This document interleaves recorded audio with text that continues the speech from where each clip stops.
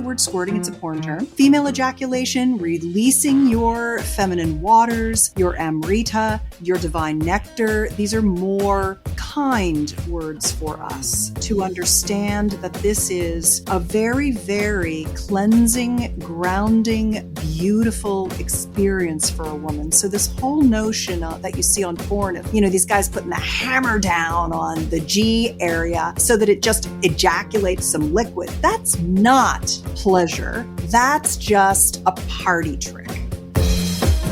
You're listening to Sex with Emily. I'm Dr. Emily, and I'm here to help you prioritize your pleasure and liberate the conversation around sex. Today, we have entrepreneur and fellow sex expert Susan Bratton on the show, and she's giving out sex tips left and right. Seriously, you probably want to write this stuff down. From sex positions to oral sex techniques, Susan Bratton is here to help you all have truly orgasmic intercourse. Please rate and review Sex with Emily wherever you listen to the show. It really helps us. My new articles, the best sex toys according to your zodiac sign, and low-lift pleasure hacks, 5 everyday items that elevate your sex, are up on sexwithemily.com. All right, everyone, enjoy this episode.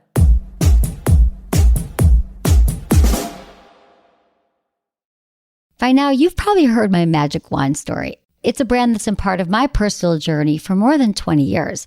But no matter how many times I sing Magic Wand's praises, I'll never be able to fully capture the story of this incredible brand. Well, now journalist and author Kate Sloan just completed a limited audio series documenting the history and impact that Magic Wand has created over the last 56 years. It's called Making Magic. And the series chronicles Magic Wand's incredible brand story through interviews with nearly 40 experts, performers, business owners, educators, and fans. So I got a sneak preview of this series, and what I loved is that Kate weaves together snippets from all their interviews into this amazing story arc. She covers Magic Wand's journey from appliance store massager to its legendary influence on culture and sexual independence, and it's all just fascinating. The first episodes of Making Magic are available now at makingmagicseries.com or on all popular podcast platforms. Just search for Making Magic or visit makingmagicseries.com today.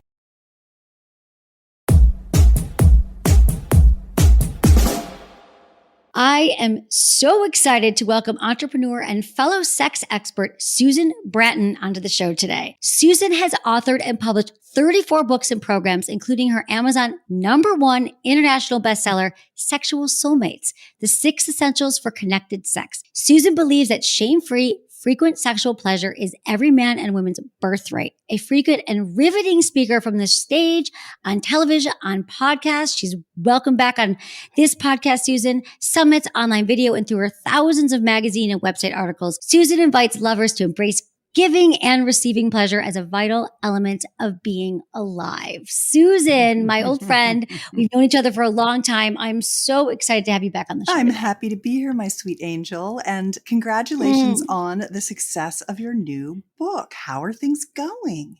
It's going really well, I have to say. People are into it. They're really into it, and it's been wonderful. Thank you, and thank you for your support of the book. Of course. It's my pleasure. I'm a supporter of everything that you do. I know. You always have been, Susan. I was telling my producer you were on, I think, with Tim, your husband of 30 years now, right? I think in 2009. Yeah, it could have been. In San Francisco, 2010. Yeah.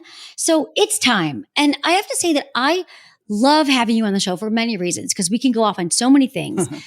But the top questions we both get asked, and I'm just going to say that I think you're going to agree with me here. The top questions we get asked are from penis owners, how do I last longer in bed? And vulva owners, why can't I have an orgasm during intercourse?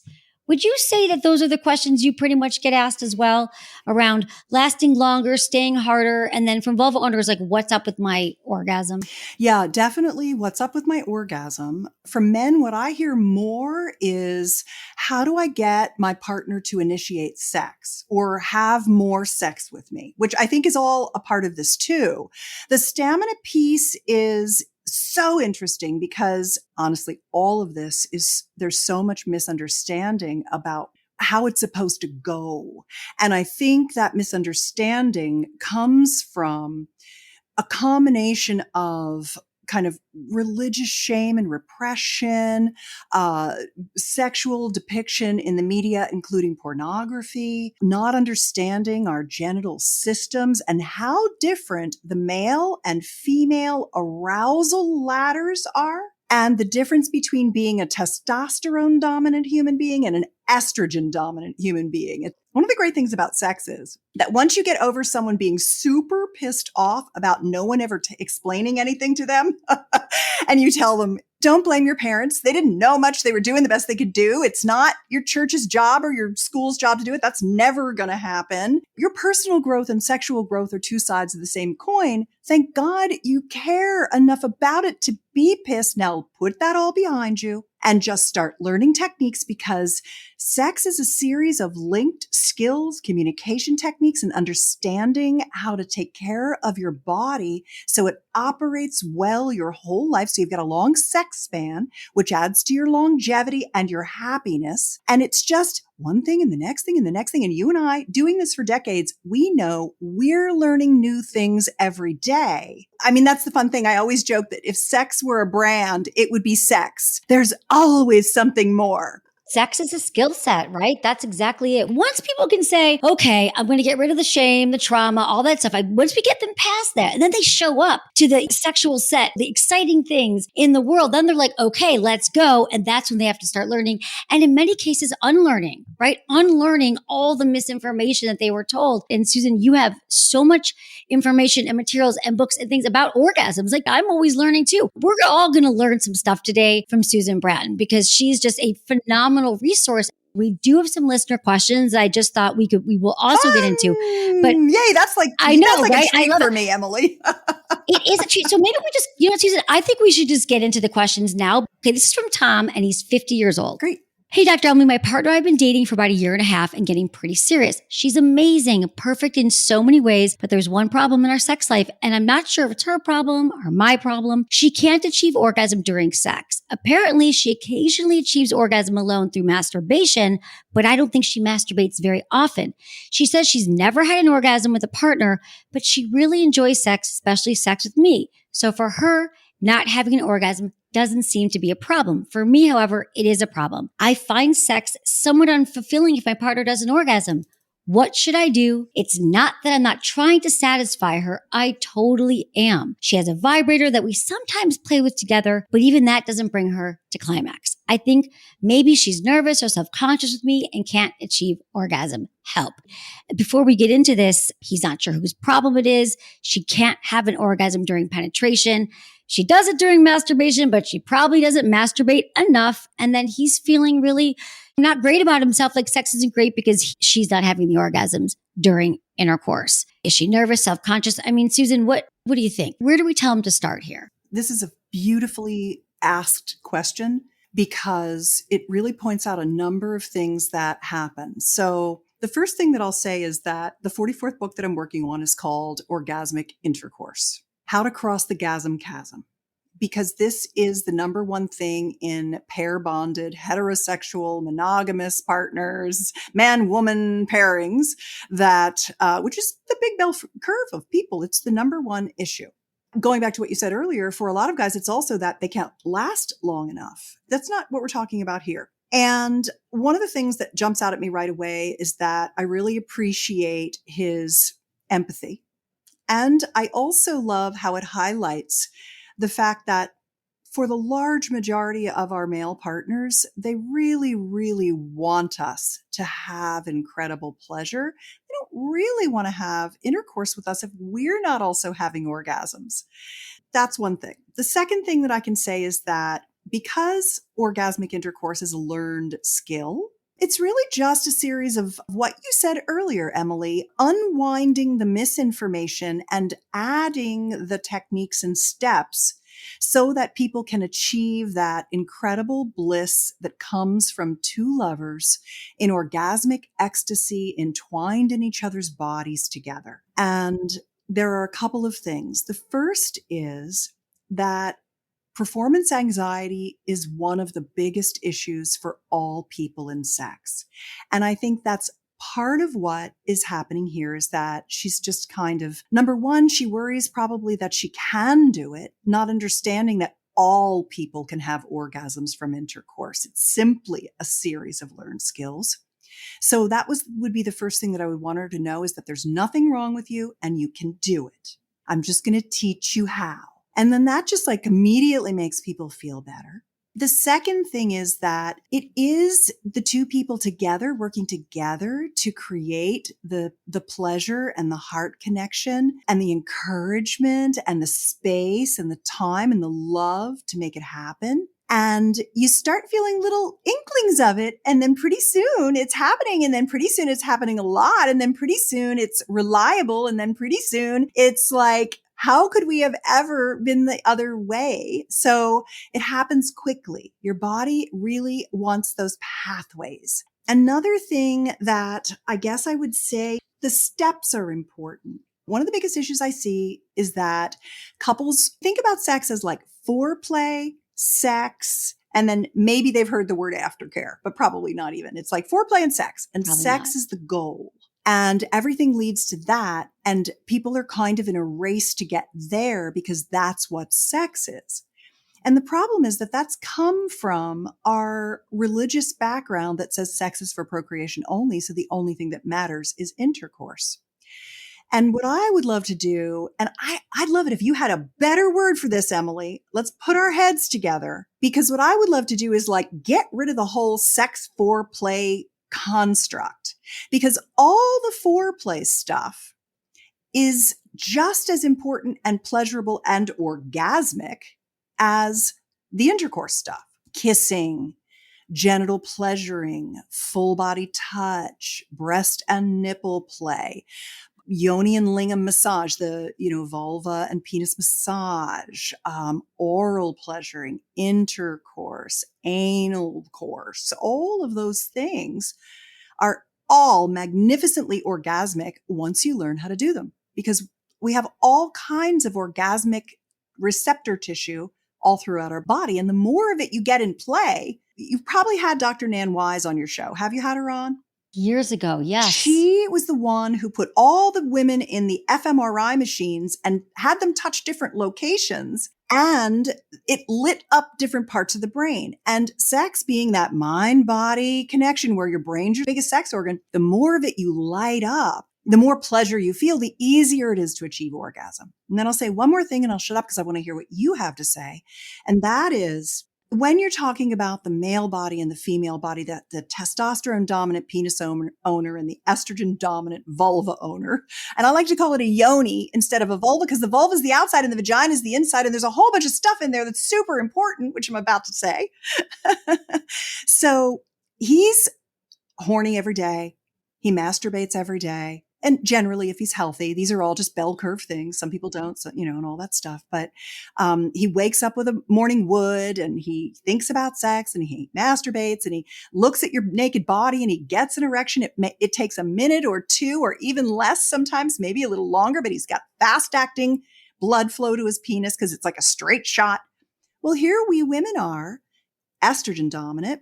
We're more skitterish. We're the more oriented toward responsive arousal than the spontaneous arousal of our male-bodied partners.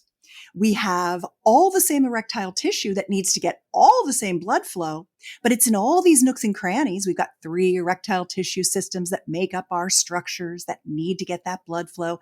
And that takes us a little time to calm down and get in our bodies and relax and let our saliva flow and our lubrication flow through our vagina. And when we're worried already about it, it makes it doubly, triply, quadruply hard for us.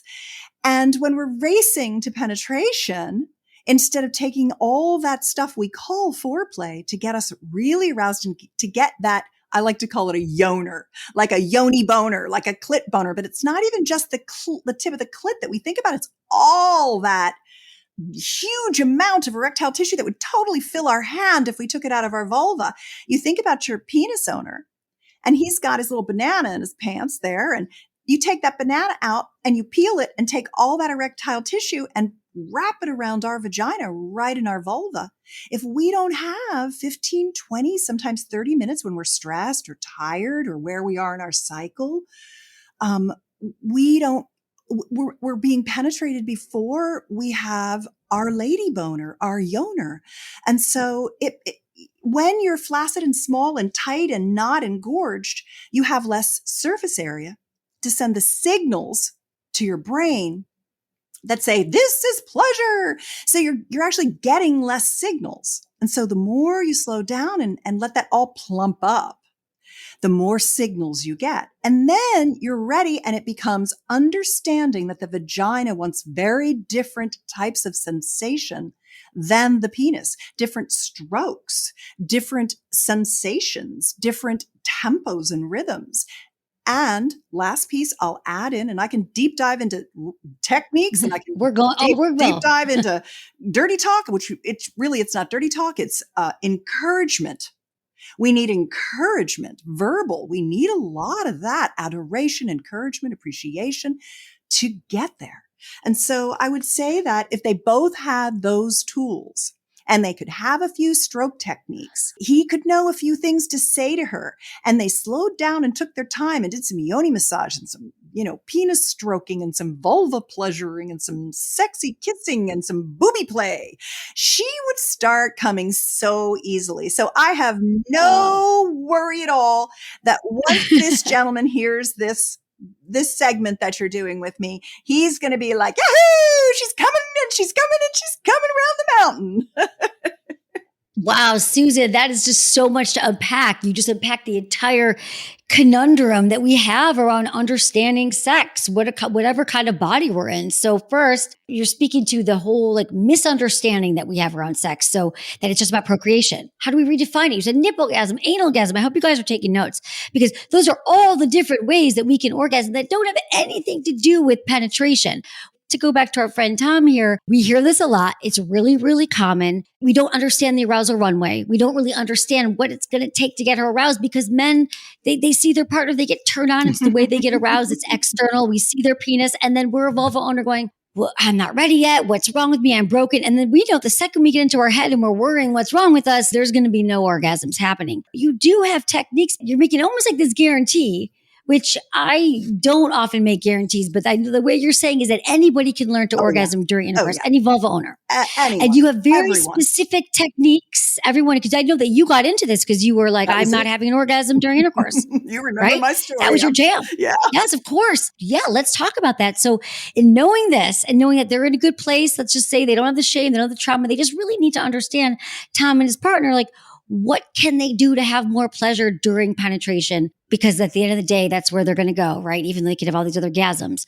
Where do they start? Yeah. What could they learn here? What could you teach them here that they might not have thought about when it comes to penetration and arousal? Sure. So I think it's really helpful to, first of all, just have a tiny little conversation, just a quickie about the vagina itself. Let's do it. Because now you've gotten the concept that we have as much erectile tissue as our male body partners, and it needs time to get fully engorged. The blood has to flow down to the pelvic bowl. It has to seep through the vaginal walls for lubrication. When women tell me they have lubrication issues, I think a lot of times it's just that they're rushing. Not that I don't love lubricants. And I think you and I are really proponents of using excellent quality lubricants, because you wouldn't put anything in your vagina that you wouldn't put in your mouth. And so I really like those excellent products. So that's important. But imagine a balloon that you're going to blow up and make a water balloon with, one of those kind of little round ones with the neck and the little rubbery end. That's what a vagina looks like. It has a little dimple in at the top, a little depression in where the cervix comes down into the vaginal balloon, I like to call it, or cave. I don't call it a canal, because when I think of a canal, I think of it like a straight line. And I think there are a lot of people who think that a vagina is like an inside-out penis, and it's not at all. And so that friction that we see portrayed in pornography so commonly, we're going to just pound her into oblivion, Now, don't get me wrong. I love a good pounding, but not till I've had intercourse for a couple of days and I'm very, very plump and engorged and warmed up and all that tissue is spongy. So the entrance to the vagina is that that little round sphincter muscle, and it does not like things forced into it. It likes to be coaxed and pleasured open, like you're playing with it as it's almost like a little eye or a little portal that wants circular motions and soft touch so that it relaxes open. And the neck of the vagina, it really has a lot of mechanoreceptors that love that feeling of fullness. But especially as you age, now I'm 62, having the best sex of my life with the most luscious, beautiful vulva I've ever had, more beautiful and engorged and delicious and orgasmic than when I was in my 20s and 30s.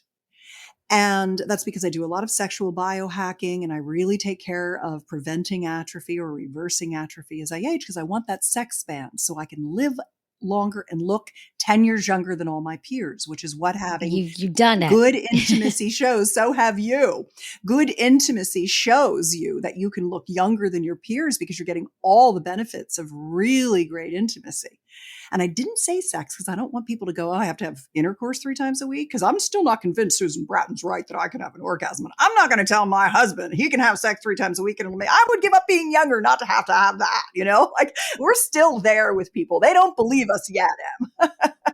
No, we are, Susan. How many times do you hear from women, if I never had sex again, I'd be okay, right? Yep. Now we're telling them 3 times a week, right? Yeah. So yeah, exactly. Keep going. So the entrance doesn't like as much friction all the time. And one of the techniques that I'm going to share is something called thrust in time, which I really like because it's not all that in and out pumping.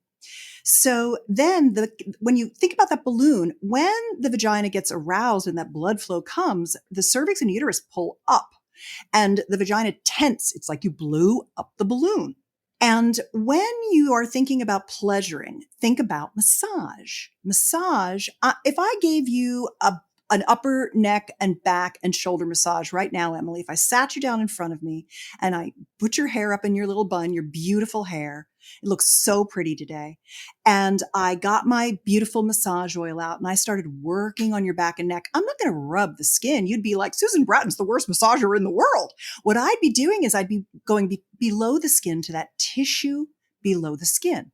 Well, the vagina wants the same thing because there's our urethral sponge at the top, which people call a G-spot, but it's not a spot.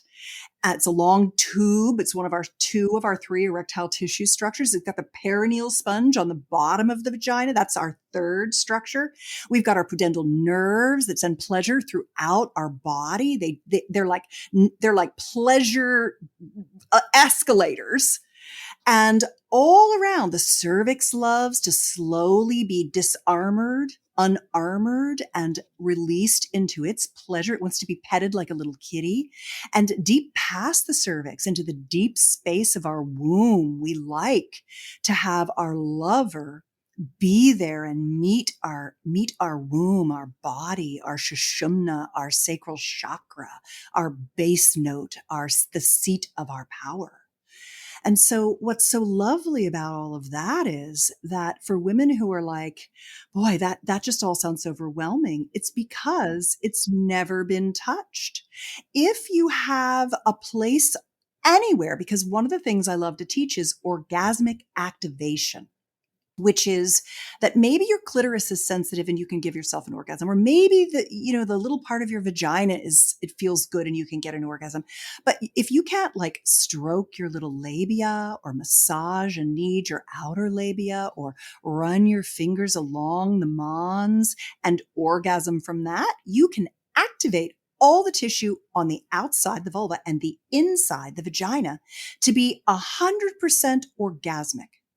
Are you all taking notes? Stay right where you are because after a quick break from our sponsors, Susan helps me answer another lucky listener's question. But before we go, I want to tell you all about Lelo and their amazing new Enigma Wave. Now, you know I love Lelo. They make beautiful, luxurious toys that feel great on all bodies, no matter your parts. Now, they have this new toy called the Enigma Wave. It is groundbreaking technology. If you've been wanting to explore different kinds of orgasm, especially a blended orgasm, this is the toy for you. So you're going to love the Enigma Wave. It's a triple action sonic massager that completely changes the way you think about blended orgasms. And if you've never had a blended orgasm, which means stimulation to the G-spot and the clitoris at the same time, This toy is going to do it for you. So the Enigma Wave has this wave motion. So it really is stimulating your G-spot in just the way you want it to. Plus it has external vibration that feels incredible on your clitoris. So you're getting stimulated internally and externally. So it's this really all-encompassing experience that feels incredible. If you want to try the Enigma Wave, you can get 25% off all Lelo products when you use the code SEXWITHEMILY at checkout. Just go to Lelo.com, that's Lelo.com, use code SEXWITHEMILY for 25% off, or just click the link in our show notes. All right, everyone, I'll be right back.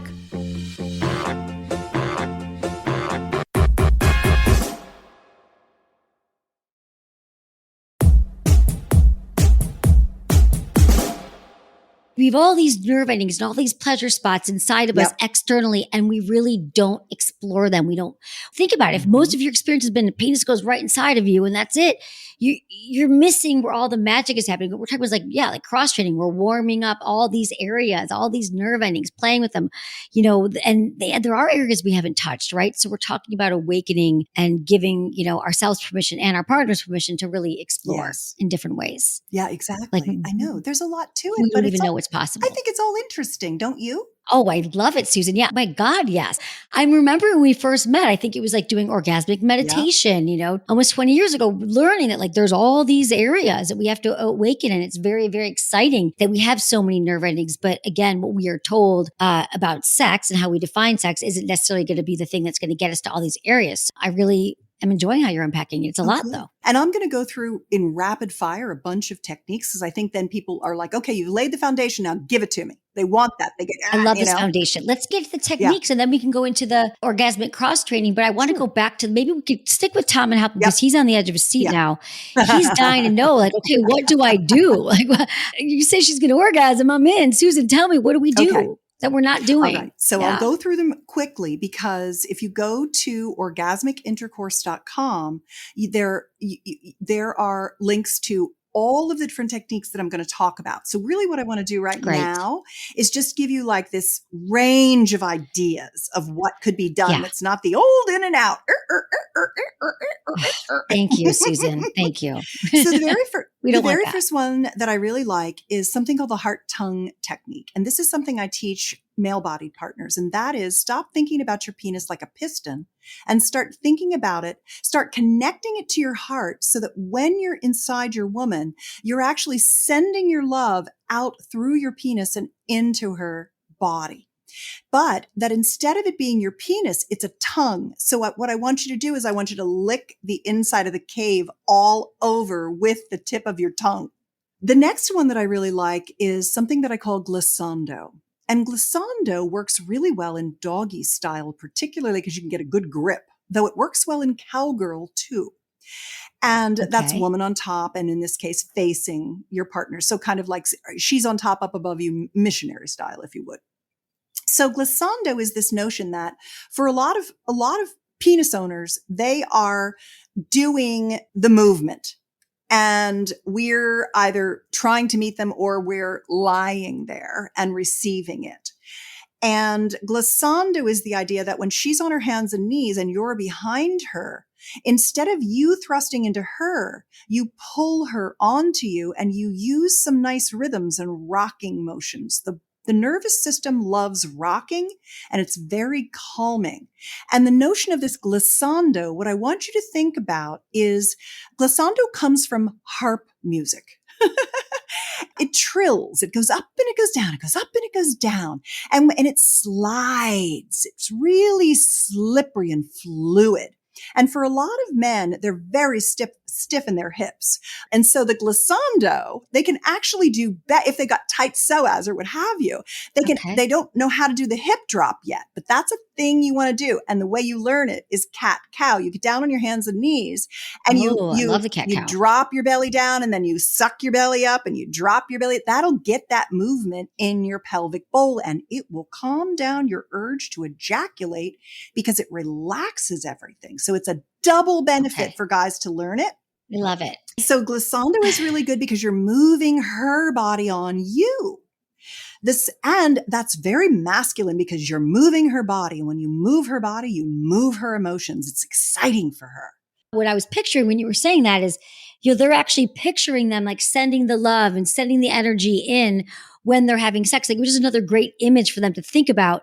If it's the four corners and where they're going, sending that into their partner, because people get so distracted during sex and they're worried. But if you're actually thinking about, what am I channeling? Where is this piston going? Yeah. I think that could really kind of help with this connection too. It softens everything. It It really softens your does. heart. It softens your stroke.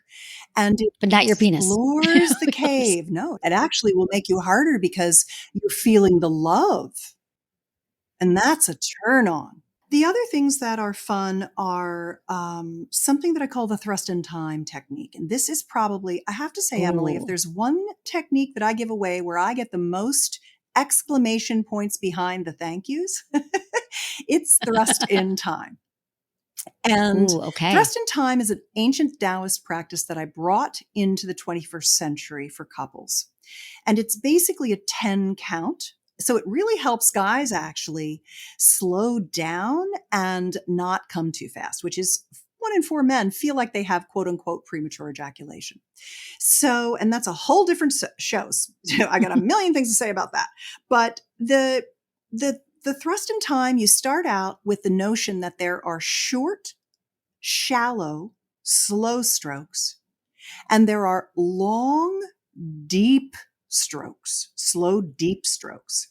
And you start out with 9 slow, shallow strokes. You're feeling every molecule of her vagina on your penis so deliciously. You're not shooting in and coming You're not out. pounding. You're just feeling. And that gives her that the neck of that balloon loves that mechanoreceptor pressure. And so it's not friction. It's more like, I really feel like I've got a nice penis in me, but it's not like, cacophonous pounding or too much stroking. And then the long stroke, the 10th stroke is deep, slow. And then it's 8 short and 2 long, and then 7 short and 3 long. And you can pick up the tempo a little if you want to, if she wants you to. And by 4 and 5 or 5 and 4, she's going to have an orgasm because you're toggling the nervous system. You've slowed down. You're feeling every stroke. It's not overwhelming her. She can fall into the rhythm. And when you do the short strokes and then you give her the long stroke, but then she doesn't get more, she reaches, you know about that from expanded orgasm, or you call it orgasmic meditation, which, by the way, I still have that practice for 20 years with Tim now. 3 or 4 times a week we do it. So that makes her reach for it, which makes her get to climax faster, which is what all guys want. How do I make her come faster? And it's like, just let that go. She will when you do these things. So I like that thrust in time technique. And then I also think that for women, there are a couple of really, really nice ideas here that some women may know and others may not have come to this. But one of them is that you can give yourself a better orgasm or series of orgasms on his penis when you do what you want with it inside yourself. And at first you won't know what it is, and you'll thrash around a little bit, and you'll learn you'll get that, the mind connection to your vulva, and you'll start to feel that. But practice makes perfect on Cowgirl when you're on top, especially when he's pleasuring your breasts, which, by the way, are also activated by touch. So if you're like, I don't know, my boobs, not so much, that's just right now. Try it, learn it, feel it, make the connections, the mind-body connections, open to your pleasure. And when he's looking in your eyes. Yeah, just to clarify that, we're saying that if we think, oh, my nipples aren't sensitive, or it doesn't feel good, or I can't come during penetration, what we're saying is expand your mind right now. Expand what's possible for you. It might start to feel good, right? With the right lover, the right partner, and you giving permission and allowing yourself to explore something new. Like, forget everything you knew about your body, right? Start over. Start again. Yes. Okay. Thank you. I like this concept where you're on top of him, he's pleasuring your breasts, he's looking in your eyes, and he's telling you what he loves about you, how sexy you are, how beautiful you are. He's encouraging you. He's telling you it's feeling great to him.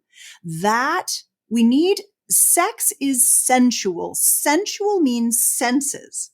You have to use your eyes, your ears, your touch, your taste, your smell, where your body is in space. That's the sixth sense, your proprioception. And so the whole idea of you being in control, practice that, you will start having orgasms. But then if you're strong and you're taking good care of your body, you can actually get up on your feet instead of on your knees. You can get on your feet. That's what I call my squatting tiger, bouncing lion. If he holds your hands and you're kind of up on your haunches and you're sliding back and forth on your penis to your cowgirl pleasure, it feels really good because then you're in more of that glissando experience. You can do the shorts and the longs and you can slide. And that's really nice when you're in control as the vulva owner, as the vagina owner. One more thing I want to say about the vulva or the vagina is that it's nice to do the closing down and the tightening up, but it's also nice to, like in glissando, completely open and push out, similar to what you need to do when you're trying to have female ejaculatory pleasure. When you open and you think about your vagina and your vulva like a lotus blossom, and you're unfurling the petals as you get more and more turned on. And when you open your vagina, when it's fully engorged, it is the most velvety, pleasurable sensation. Once you've gotten all that tissue activated, a lot of women never even think about pushing out. They just hold in. And so that's a really good, like, sex hack. It's a trick. Well, let's talk about pushing out. Is like, you're talking about like the bearing down, pushing out, doing a Kegel kind of thing. Like, explain that more so, what you mean. I'm talking about how your yoni is a flower and how there's your outer labia and your inner labia and that introital sphincter. And inside there, right at the entrance, is the G area and the perineal sponge. And the G area actually, as it gets engorged, it kind of opens and blossoms and presents out of the vagina. And when that all opens, then you can get all that tissue just beautifully stimulated, relaxed, and you're opening to your partner and they'll feel it. Susan, let's get into squirting because you mentioned squirting, and I knew that with you here on the show, we had to cover one of the topics that is asked so often, but also really there's so much misinformation about it. There's confusion about it. There's a lot of desire for it. So let's just talk about this. And I think we can start with Catherine. She's 25 in Washington, D.C. Hey, Dr. Emily, I love your show. So my boyfriend and I have been together for 4 years, and I do not think that I've had one orgasm from him, orally, with fingers, or penetrative, and it's something he strides for. He's made me squirt before, but I don't feel anything except the release of liquid. So tell me if I'm wrong, but I feel like they should be different. Because of this, I've started trying masturbation first with my fingers and then a mini vibrator. The vibrator gives me a feeling that spreads out from my stomach through my hips and dies in my legs. Is this my orgasm? Do you ejaculate every time with an orgasm? Help me. I think first to say that she's not sure she has an orgasm with him.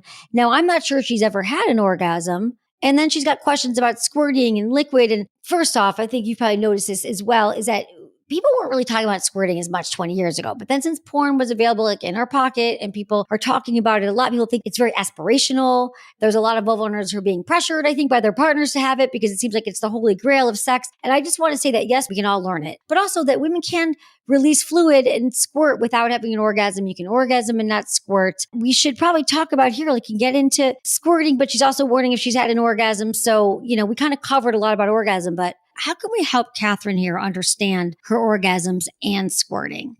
Yeah, well, she's on the right track. Good job, Catherine.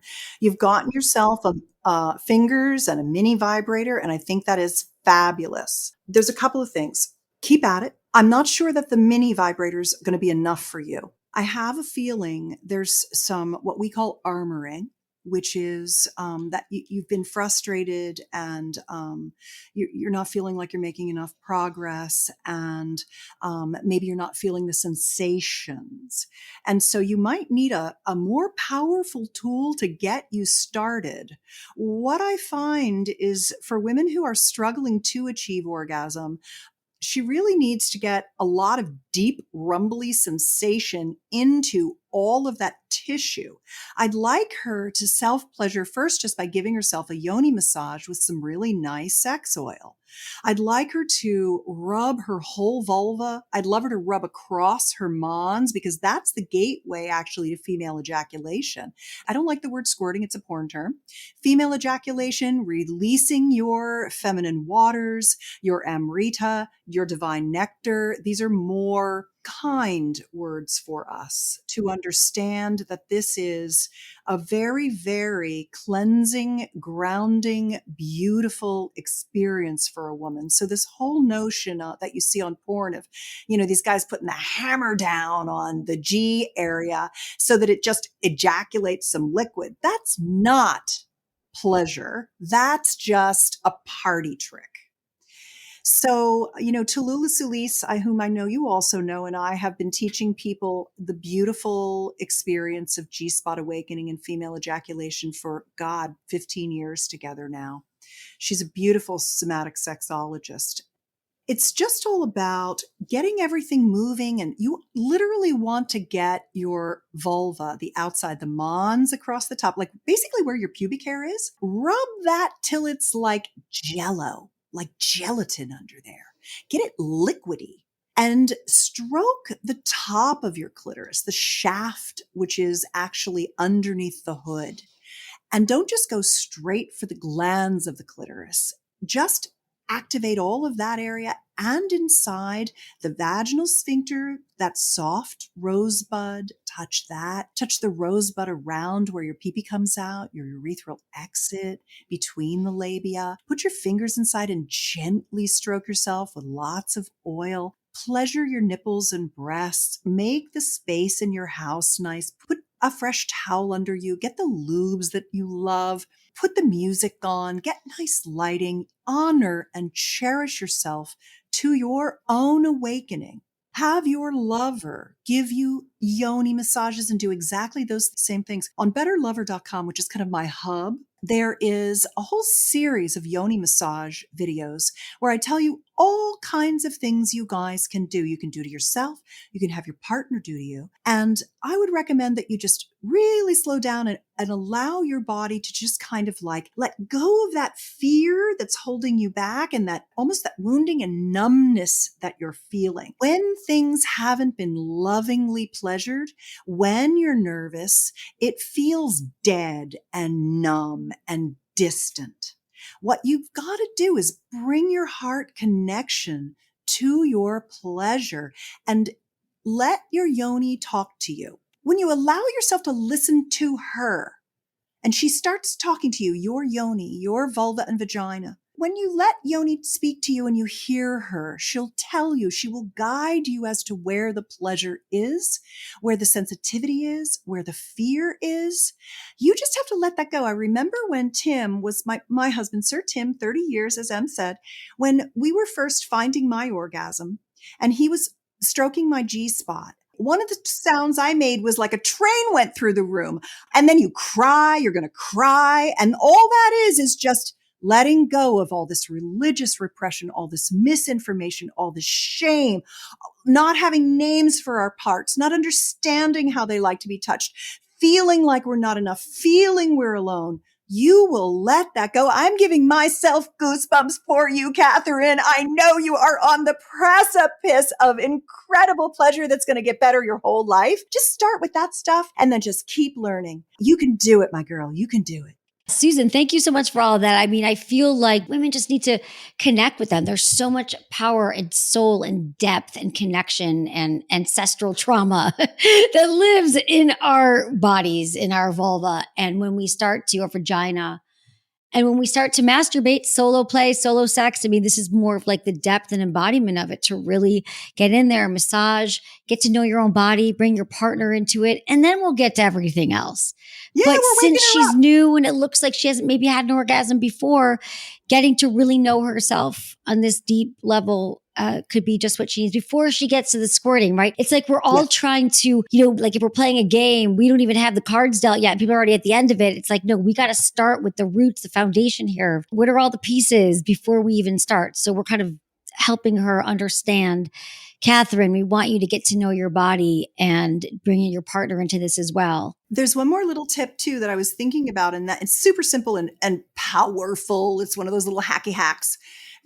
I call it the lips, nips, clit axis. And that is that when you play with your boobs and nipples and you have a hot makeout and you play with your yoni, there's two ways you get this engorgement that we've been talking about on the show, which is ground zero for your absolute pleasure, is getting enough time to get the blood flow into your genitals.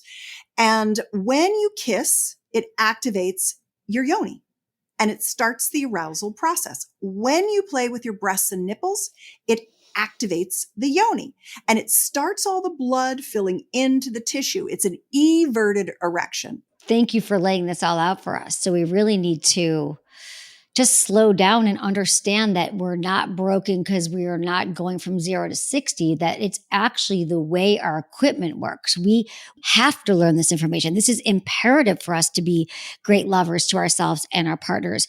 You're not broken that you can't just warm up. You have to learn to awaken all the tissues. I think that's the theme today. Taking everything, we're so lucky, right? To have vulvas, vaginas, to have this body. No one ever taught us how to operate this machinery. We're walking around with these incredible, vessels and machinery on us that we have to understand how to tune it up, turn it on, right? I always think about growing up in Michigan, right? Where we used to have to be we just wanted to start the gas, right? When it was snowing outside and you couldn't wait for it to warm up. Think about that. You couldn't get in the car and drive. So think about your whole body has to be warm up. It's imperative. It's crucial to know this, to understand this process. Susan, thank you so much for all of this information, all these details. It's so helpful to kind of reset and for people to reclaim and understand that the power is in their hands, that they can start where they are today, understand their bodies, their nerve endings. I want to ask you the 5 quickie questions we ask all of our guests. Okay, but I don't like quickies. Ready? I won't even. That's for the next have show. A quickie with me because he's it takes you 30 minutes to get turned on. I'm not having a quickie, or you'll just your yoni will get a chip on her shoulder. She'll hold a grudge against me. We're all about the slow, long pleasure. But all right, I'll do quickies with you, Em. Thank you, Susan. Okay, what is your biggest turn on?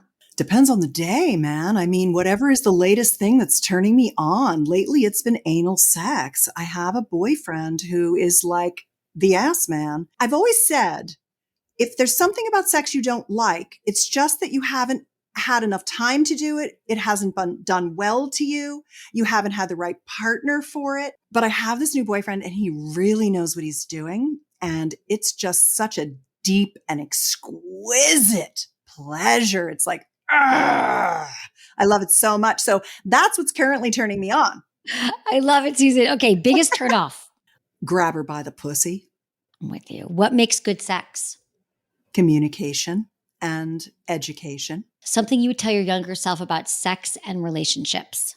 They keep getting better your whole life long if you put your attention on them and keep having erotic play dates to learn new things. What's the number one thing you wish everyone knew about sex? That it takes women 20 to 30 minutes for their tissue to get as full and rich of blood as their male-bodied partners, and everybody needs to slow down. I love it. Thank you so much, Susan. Where can everyone find you and all of your wonderful materials and information and books and everything? BetterLover.com is a great place to just kind of get on my email newsletter, look at all my videos, etc. And then you can always slide into my DMs on Instagram as well. And if you want to ask me any questions and you're on my newsletter, if you would just reply to anything I send you, I personally get it and I will answer you. Susan, that's amazing. Thank you so much for being here. I so appreciate you, friend. Thank you. It's been such a pleasure. Yay! Mine too. Thank you so much. Love you bunches.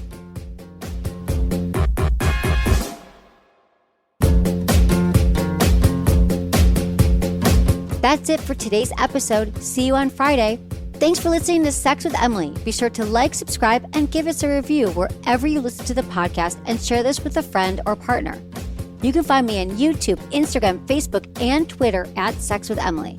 Oh, I've been told I give really good email. So sign up at sexwithemily.com. And while you're there, check out my free guides and articles for more ways to prioritize your pleasure. If you'd like to ask me about your sex life, dating, or relationships, call my hotline, 559-TALK-SEX. That's 559-825-5739. Or go to sexwithemily.com/askemily. Special thanks to Acast for powering the Sex with Emily podcast. Was it good for you? Email me, feedback@sexwithemily.com.